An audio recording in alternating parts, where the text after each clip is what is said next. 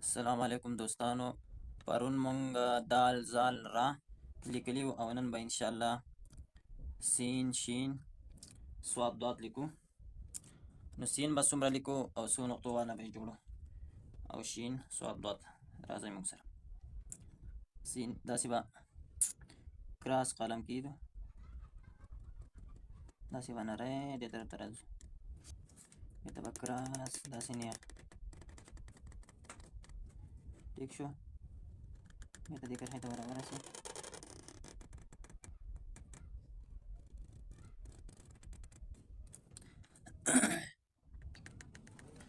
دا یو ځای دا د دوه نقطو دی او دا به یو نقطه جوړو. ټیک شو، دا به دوه نقطې، دا به یو نقطه وي. دې نه به سیده داسې راځو،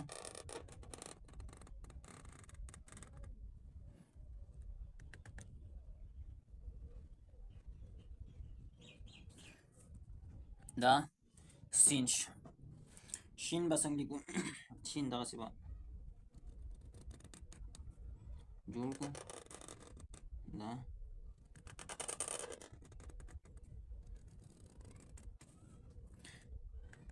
که چېرته دا ځای مونږ دوه نقطې جوړ کړو، دا یو نقطه، نو بیا خرابېږي، ښه بیا ټیکه نه راځي.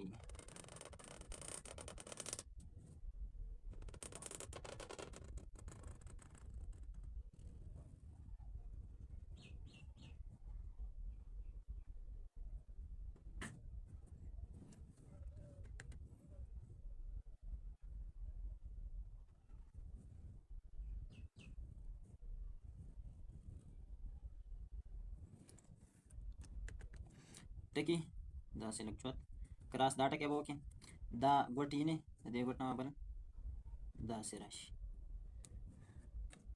ټیک شو، دلته دا ګوټ نه دی، د دې ټکي دا ګوټ د دې په سر باندې به داسې راشي د دې چاوه پورې. نو دا موږ سره څه شی شو؟ شین شو. او صاد او ضاد انشاءالله دا په روانه ویډیو کې جوړو. موږ سره اوسئ. جزاک الله. السلام علیکم.